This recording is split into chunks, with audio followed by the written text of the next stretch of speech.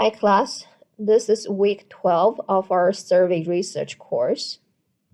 In this video, I'm going to give a quick review of the basic statistical procedures you've learned in the intro level stat courses and provide you with some additional information about a number of advanced statistical procedures that are popular in social science studies. We talked about obtaining descriptive statistics in SPSS last week. Once we're done checking the data accuracy and preparing them for analysis, it's time to conduct inferential tests to answer specific research questions. Usually in survey studies, researchers posit relationships between variables and test a number of research hypotheses. The research questions you started the survey development with are the right place to look for the research hypotheses, because a clearly stated research question provides information not only about what variables are involved, but also the direction of the research hypothesis. You can modify research questions and even add more hypotheses based on the data you have collected. For example, if the research question is about whether there is a significant difference in the anxiety level associated with body image between high school girls and boys, the two variables involved are the independent variable gender and the dependent variable body image anxiety. The research hypothesis based on the literature can be that high school girls have a significantly greater anxiety level associated with body image than boys. Most likely, research hypothesis states the results expected by the researcher. In quantitative research, we use inferential statistics to investigate whether changes in some variables are associated with changes in others. Once the research hypothesis is clear and the variables are identified, the next step is to choose the appropriate statistical procedures to test the hypothesis and draw a conclusion. Remember, inferential tests allow us to make inferences about the population based on the data collected from the sample. Making statistical inferences is a mathematical process that involves probability theories, which is a topic in all introductory stats courses. So we will leave it out of the discussion in this course. In the above example, in order to compare the difference in the anxiety level associated with body image between boys and girls, we need to use an independent t-test because it is the most appropriate inferential test when the means of two groups are compared. You can think about inferential statistics as a toolbox. The many different statistical procedures are tools to answer different types of research questions. Your job is to learn how to use those tools and pick the most appropriate ones to answer your research questions. The process of hypothesis testing starts with two hypotheses. One is called the null hypothesis. The other one is the alternative or the research hypothesis. Keep in mind that in most studies, our data are collected from a fraction of the population, and we work with the sample data to make inferences about the population. As such, our evidence can never be certain and complete to prove anything. Rather, the goal is to disprove. So, a null hypothesis, H0, is developed, which is usually the opposite of the research hypothesis. Together, the null and research hypotheses cover all possible outcomes of a scenario. If the evidence from the sample data is strong enough for us to reject the null, it lends support to the research hypothesis. That is, if the H0 is not true, the research hypothesis may be true. The null hypothesis always says that there is no difference between groups, or there's no relationship among variables, etc. The research hypothesis would be that there is a significant difference or some significant relationships. For example, if data from 500 high school students are collected, among them 250 are girls and the other half are boys. If the data show that the reported anxiety level associated with the body image of girls is about 20% higher than that of boys, the evidence indicates that it's unlikely the null hypothesis is true. Then it means the evidence from the sample supports the research hypothesis. I provided links in the slides in case that you need help brushing up on your knowledge about the basic statistical concepts learned in intro-level stat courses. Here, I assume that you have learned one-sample tests, the independent and dependent samples t-tests, and the chi-square tests. Always be clear that you need to choose the appropriate statistical test based on two considerations. First, what types of independent and dependent variables are involved in the test? Second, what kind of variable relationships do you need to examine in order to answer the research question? It can be a linear relationship, it can be a comparison for mean values. Answers to these two questions will guide you to the appropriate statistical procedure. In this table, I summarized a number of statistical procedures with information about what types of variables they work with and what kind of functions they serve. For example, if you have one continuous variable with a one-sample t-test, you can compare whether its mean is different from a hypothesized population mean. If an independent variable separates the sample into two groups, in order to compare the group means on a dependent variable, an independent sample's t-test is needed. If the independent variable divides the sample into three or more groups, and one-way ANOVA is needed to compare their means as long as the dependent variable is a continuous variable. I have more information about these procedures later. No matter what kind of procedure you use, the same 5 steps are required for a hypothesis test. The first step is to state the null and alternative hypotheses unambiguously. The second step is to set the level of significance, which is the type 1 error level. In step 3, the test statistic needs to be computed and compared with the critical value. In step 4, based on the comparison between the probability of the observed test statistic and the significance alpha level, a decision is made whether to reject or retain the null hypothesis.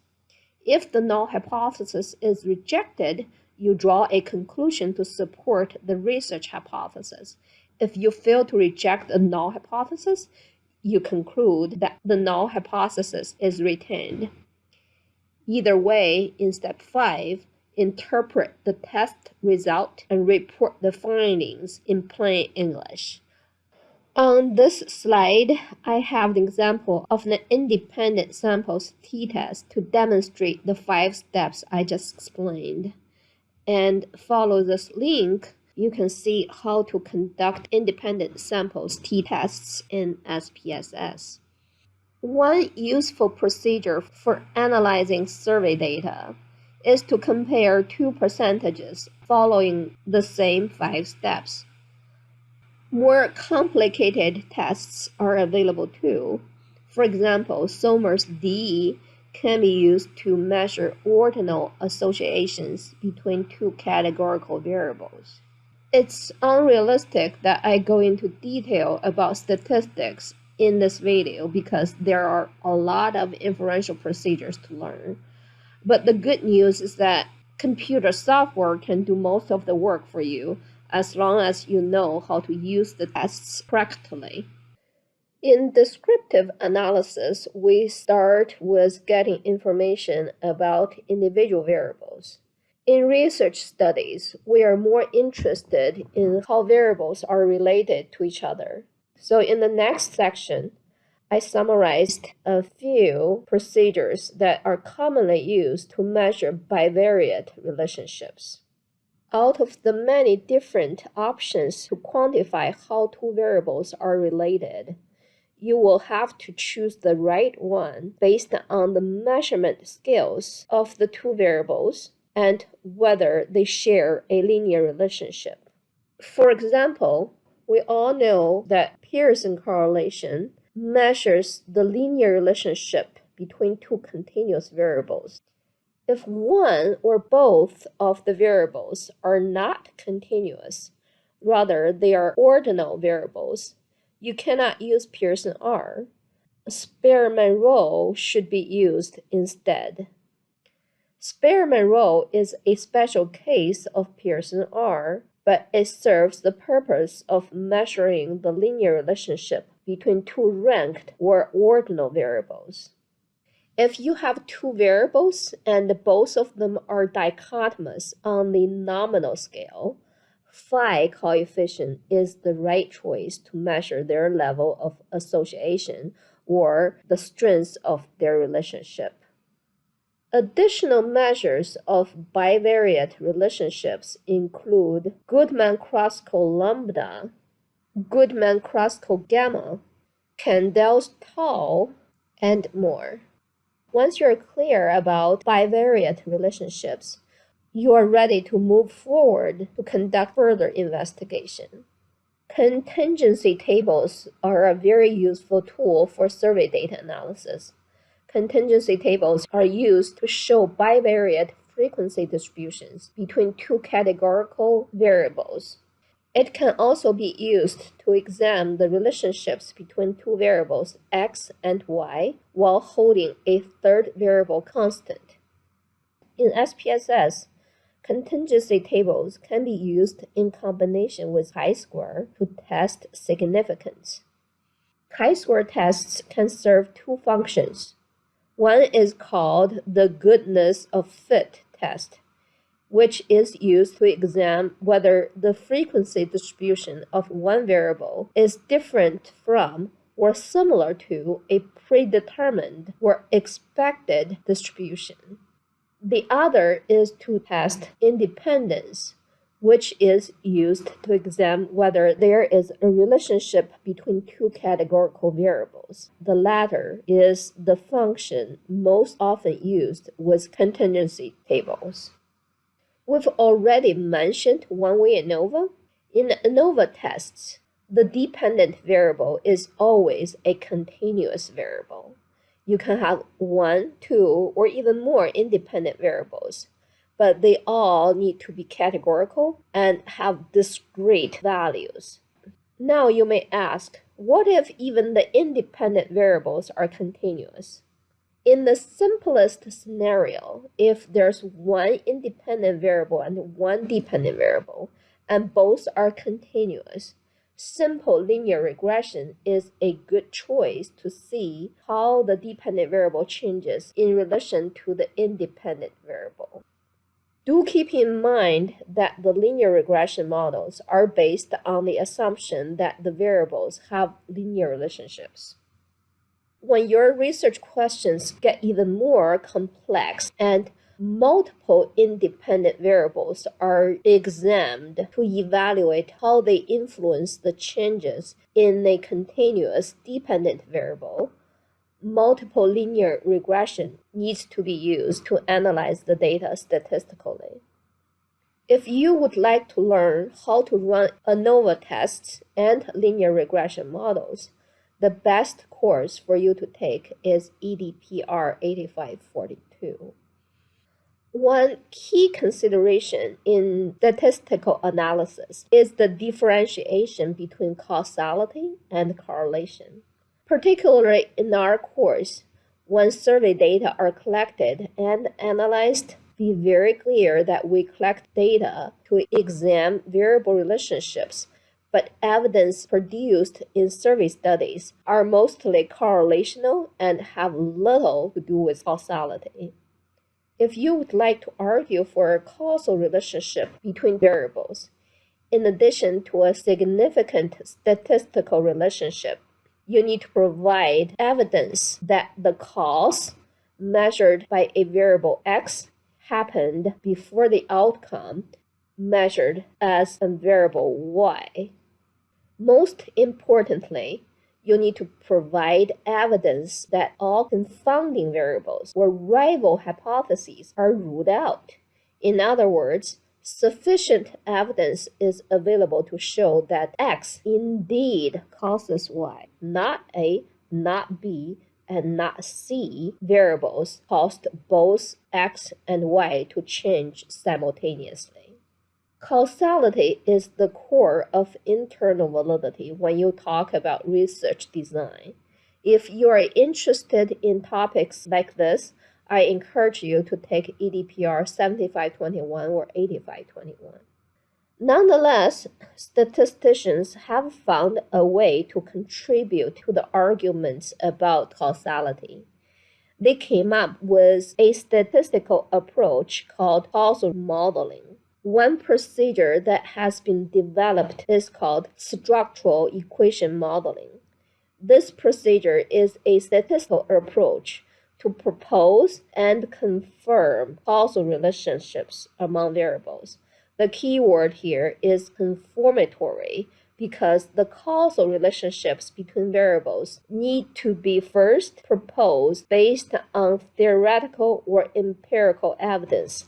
Then, data are collected to measure the variables and verify if the observed patterns in the data indeed confirm the proposed causal relationships. If they do, the empirical evidence provides support to the causal relationships proposed in the model. But even with SEM, statistics alone is not sufficient for making causal arguments. Structural equation modeling is the topic of EDPR 8544, an advanced statistical course offered in our program. If you are interested in learning this technique, please come take this course in the fall. Before we end, I would also like to have a word about hierarchical linear modeling. HLM is an extension of regression analysis that takes into account the hierarchical structure of the data. We encounter hierarchically structured data quite often. For example, students are nested within classrooms, and classes are nested within schools. The nested data, where groups of units are clustered together in an organized fashion, are called hierarchically structured data. Because the clusters of observations are not independent of each other, the nested structure of data violates the independence assumption of ordinary least square regression. HLM takes into consideration the non-independence data structure and provides a framework that incorporates variables on each level of the model. We have EDPR 8552 for you to take if you anticipate using hierarchically structured data in future research. I know I skimmed over many statistical procedures without offering details.